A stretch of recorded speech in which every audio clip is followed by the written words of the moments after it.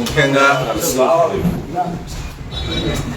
అంటే గడిచిన సంవత్సరంలో పూర్తి సంతృప్తికరంగా అట్లా పొలిటికల్గా అయితేనేమి, ఆ తర్వాత అట్లా అగ్రికల్చర్ పరంగా రైతుల పరంగానేమి పూర్తిగా సంతృప్తిగా సాగిందని చెప్పేదానికి తర్వాత ఉదాహరణకు ఈ సంవత్సరంలో తెలుగుదేశం పార్టీ పరంగా అంతకుముందు లాస్ట్ డిసెంబర్లో అనుకుంటా నాకు తెలిసి సాగునీటి తర్వాత ఎలక్షన్స్ వాటిలో 32 ఏకగ్రీవంగా గెలవడం, దాని తర్వాత ఇదే నియోజకవర్గానికి చెందిన మారెడ్డి జోగిరెడ్డిని తుంగభద్ర దానికి హెచ్ఎల్సీ చైర్మన్గా కూడా ఎన్నిక కావడం, తర్వాత జూన్లో అంటే జెడ్పీటీసీ ఎలక్షన్కు వచ్చేసి బై ఎలక్షన్ రావడం, అందులో స్వయానా మా సతీమణిని నిలబెట్టడం, అక్కడ వాళ్ళకు డిపాజిట్ కూడా గల్లంతు కావడం.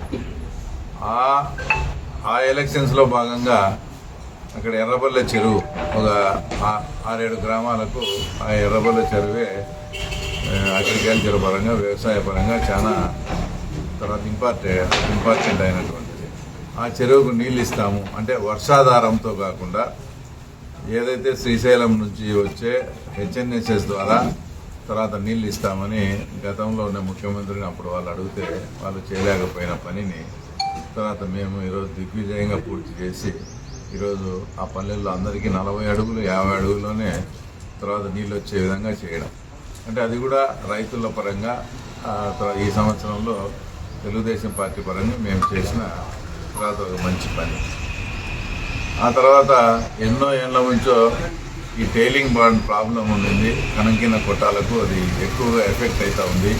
వాళ్ళు మా భూములన్నీ తీసుకోమని గత కొన్ని సంవత్సరాలుగా ఆ ఇష్యూ నడుస్తూ ఉంటే ఆ గ్రామ ప్రజలందరినీ తీసుకుపోయి ఆ యురేనియం యాజమాన్యంతో మాట్లాడి అలాగే కలెక్టర్ గారి దృష్టికి తీసుకుపోయి తప్పకుండా మార్చిలో ఏ సర్వే నెంబర్లతో సహా ఏ వాటిని పేపర్ పబ్లికేషన్ ఇచ్చి ఆ తర్వాత అదంతా ఒక ప్రక్రియ కంపల్సరీ వాళ్ళ భూములు తీసుకొని R&Rలో మన పులివెందుల అర్బన్కు దగ్గరలోనే వాళ్ళకు సైట్ కూడా అలాట్మెంట్ చేసి వాళ్ళకు ఎన్ని భూములు వాళ్ళు అయిపోతాయో ఆ భూములు స్టార్టింగ్లో ఏ రేషియోతో అయితే అక్కడ ఎకరాలు కోల్పోయిన వాళ్ళకు ఉద్యోగాలు ఇచ్చారో అదే రకంగా ఉద్యోగాలు ఇచ్చేట్టుగా అదంతా కూడా మాట్లాడడం జరిగింది.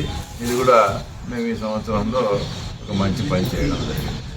అలాగే ఇంకోటి రైతుల పరంగా చూస్తే అంకాలమ్మ గూడెంలో ఒక అతను ఫ్రాడ్ చేశాడని దాదాపు 18 లక్షల రూపాయలు రైతులతో అంతా కలెక్షన్ చేసి అతను బెట్టింగ్ ఏదో యాప్స్లో వాడంతా పోగొట్టుకోవడంతో రైతులంతా తీవ్ర ఆందోళనకు గురై ఆ డబ్బులు ఎలాంటి పరిస్థితుల్లో అంటే గవర్నమెంట్ నుంచి దాని రికవరీ యాక్ట్ ప్రకారం చాలా లేట్ అవుతుంది.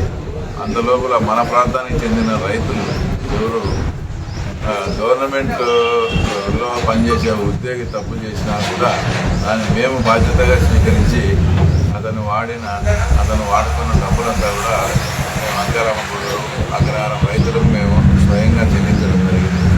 ఇది కూడా ఈ సంవత్సరంలో ఏమేమి చేశాము మనకు సాటిస్ఫాక్షన్గా తర్వాత ఏమేమి జరిగినాయి అనే దానికి తర్వాత ఇవన్నీ ఉదాహరణలుగా చెప్పుకోవచ్చు.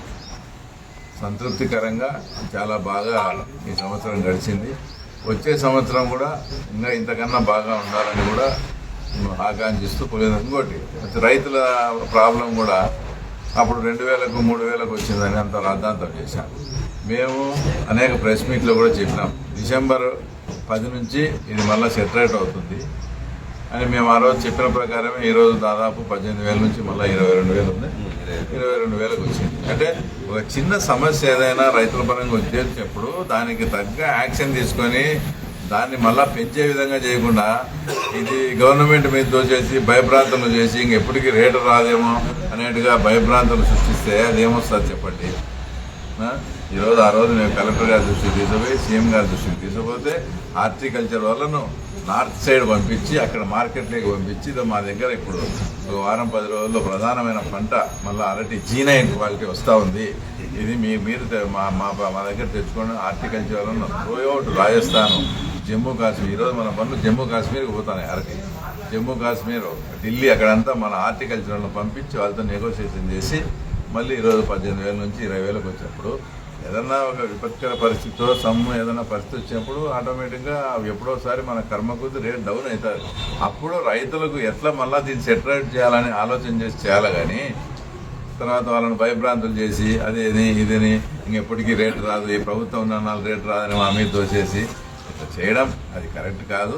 ఈరోజు అద్భుతంగా మళ్ళా ఆ తర్వాత చీనీ వాళ్ళు చీనీ కానీ అరటి రైతులు ఈరోజు వచ్చి మంచి పంటకు వాళ్ళు తీసుకుంటా ఉన్నారు. ఇంకోటి తర్వాత చాలా విచిత్రమైన విషయం ఏంటంటే, ఎప్పుడో ఒక 15 రోజుల కిందట ఎప్పుడో చూశాను, మున్సిపల్ ఆయన చైర్మన్ మున్సిపల్ ఇన్ఛార్జి గారంతా పోయి ఆర్డీఓకు రిప్రజెంటేషన్ ఇచ్చారు. ఏమని, పులిందల్లో తాగునీటి సమస్య ఉంది, దీన్ని తీర్చాలా అని. ఇది ఎంత విచిత్రం అంటే, నాకు తెలిసి పులివెందుల నాకు గుర్తొచ్చాల నుంచి జయమ్మ సర్పంచ్, మళ్ళీ వైఎస్ ప్రకాష్ రెడ్డి సర్పంచ్. పులివెందులలో సర్పంచ్ ఉన్నప్పుడల్లా వాళ్ళే, మున్సిపల్ చైర్మన్ ఉన్నప్పుడల్లా వాళ్ళే. గత 40 ఏళ్ల నుంచి వాళ్ళే పరిపాలన చేసి ఈరోజు తాగునీటి సమస్య ఉంది అని పోయినారంటే సిగ్గులే వాళ్ళకు. ఎవరు పరిపాలన చేసింది 40 years నుంచి? అసలు ఇట్లా సలహాలు ఎవడిస్తాడు? ఎవడయ్యా మీకు ఈ సలహాలు ఇచ్చింది? ఏదైనా మంచి సలహా కావాలంటే ఇట్లా కడప రోడ్లో పోతే మెడికల్ హాస్పిటల్ దాటినాక రైట్ సైడ్ మా వాంది ఒకటి ఇల్లు ఉంది, నాకు ఎప్పుడన్నా మంచి సలహాలు ఇస్తాడు రమణ, మన దగ్గరికి పోయి తీసుకోండి. ఎవడే వాళ్ళకి సలహా? 40 ఏళ్ళు మీరు పుట్టినాల నుంచి సర్పంచులు కావండి, మున్సిపల్ చైర్మన్ కావండి, అన్ని చేసి లాస్ట్కు తాగునీటి సమస్య ఉందని ఇల్లే మీరు రిప్రజెంటేషన్ ఇచ్చారంటే వీళ్ళని ఏమనాలా? వెదవలనాలా, అమాయకులనాలా? నాకు ఏమనాలా అర్థం కాదు. ఇంకోటి కూడా మీరు బాగా గమనించండి, నాకు ఈ టెక్నిక్ తెలియక సస్తాను ఎన్ని రోజులు.